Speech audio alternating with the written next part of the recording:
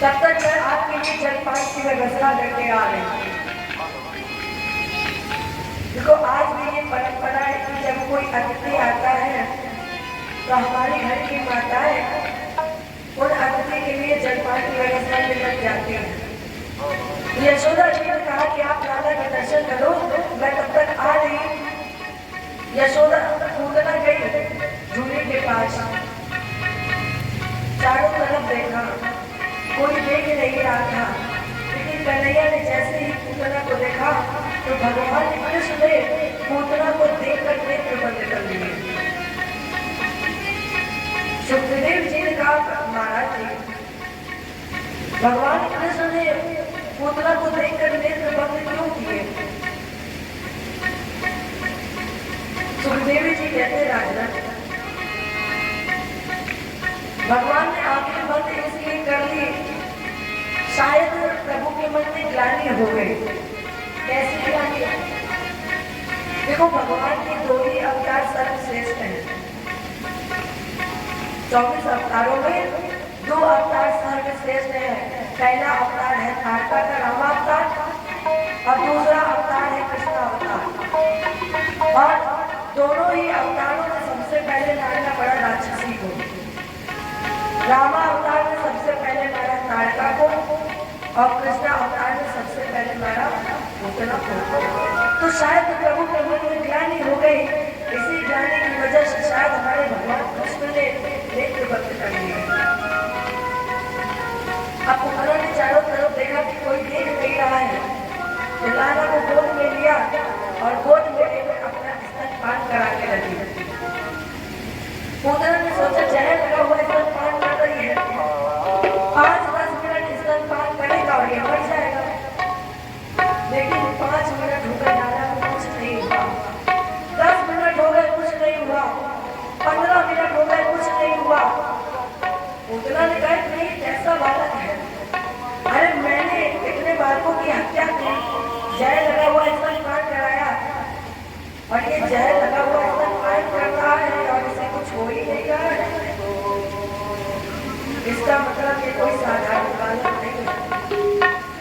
और जब कन्हैया ने पूतना के प्राणों का आकर्षण किया, प्राणों को खींचना प्रारंभ किया, जब पूतना के प्राण निकलने लगे तो पूतना जोर से चिल्ला रही है, अरे लाला छोड़ दो, अरे कन्हैया छोड़ दो, अरे गोपाल छोड़ दो, पीड़ा हो रही है, कष्ट हो रही है। लेकिन कन्हैया ने कहा नहीं, इतनी जल्दी हम छोड़ने वाले नहीं हैं। क्यों? देखो जल्दी मेरे पास कोई आता नहीं है, मेरी शरण में जल्दी कोई नहीं आता है। अब जो मेरे पास आ जाता है उसे हम तब तक नहीं छोड़ते हैं जब तक उसे पार नहीं लगा देते हैं। और आज तुम मेरे पास आई हो, तब तुम चाहे जितना चिल्लाओ, अब हम तुम्हें तब तक नहीं छोड़ेंगे जब तक तुम्हें भी पार नहीं लगा। ऐसे ही करके पूतना चिल्लाती रही, धीरे धीरे करके भगवान कृष्ण ने पूतना के प्राणों को खींचा और जैसे ही पूतना के प्राण निकले, पूतना का शरीर विशाल रूप धारण कर लिया। सुखदेव जी कहते हैं कि पूतना जब जमीन पर गिरी तो उसका शरीर 18 किलोमीटर का हो गया, 6 कोस का शरीर हो गया मरते समय। इतना विकराल रूप था पूतना का कि जितने भी बाग बगीचे थे वो सब पूतना के नीचे आकर दबकर चकनाचूर हो गए। इतना विकराल रूप। कंस को पता चला, उसके मन को बड़ा कष्ट हुआ। देखो बहन चाहे जैसी हो, जब ये संसार को छोड़कर जाती है तो भाई को कष्ट होता ही है।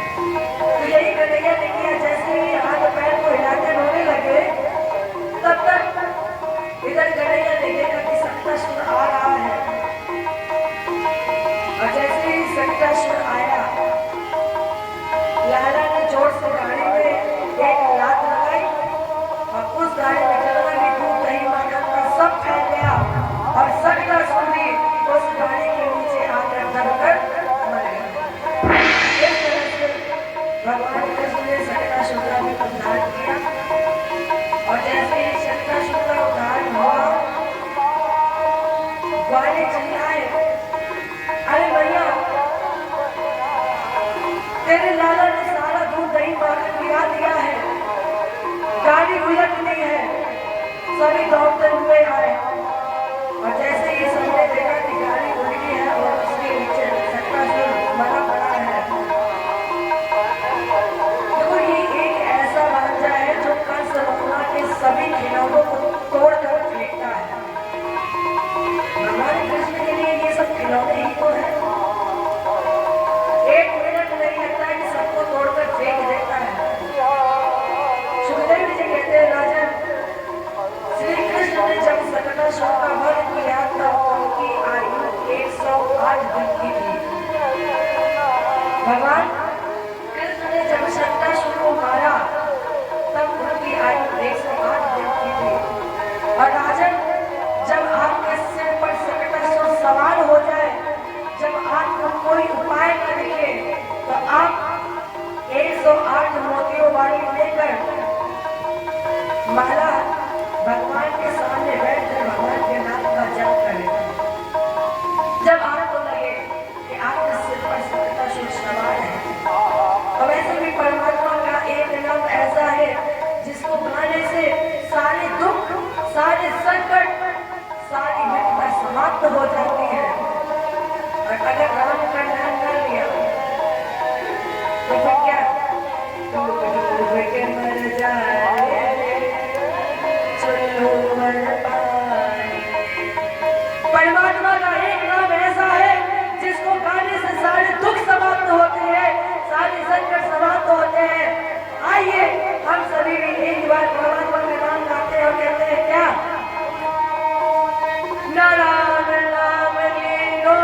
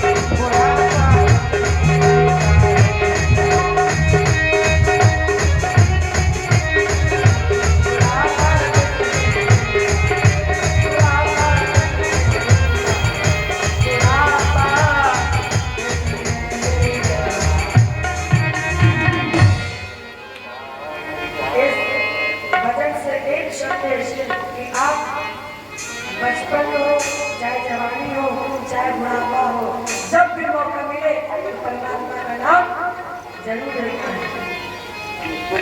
शरीरासुर का उद्धार किया और अब की बार श्री कृष्ण को मारने के लिए एक और राक्षस भेजा जिसका नाम था त्रावण। त्रों का आवर्त, त्रों का खजाना।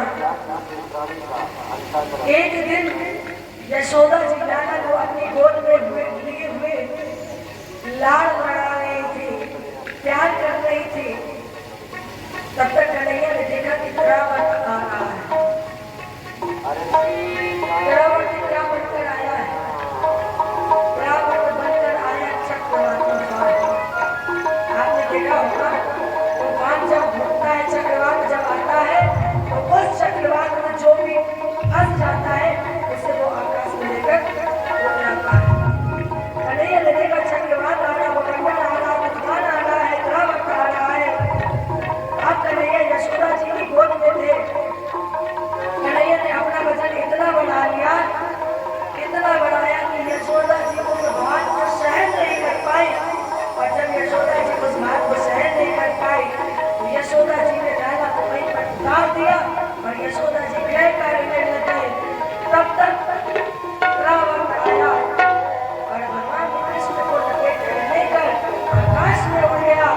जैसे आकाश में उड़ा, लेकिन परमात्मा ने क्या किया, एक क्षण नहीं लगा, परमात्मा ने अपना वजन फिर बढ़ाया, अपना वजन इतना बढ़ा लिया कि त्रावण भी उस भार को सहन नहीं कर पाया।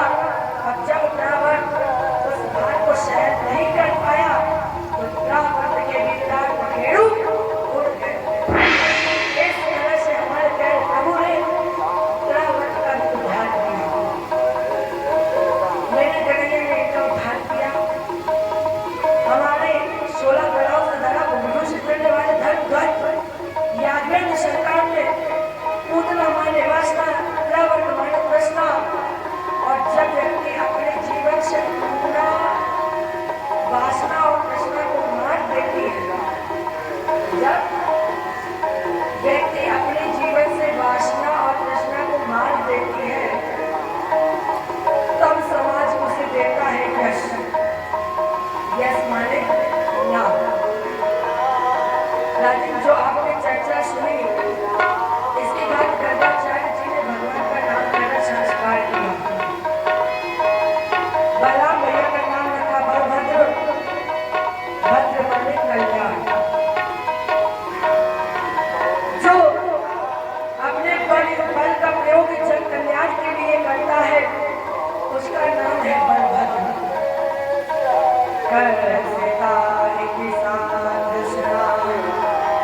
जो कर्षण करने की क्षमता रखता है या पावे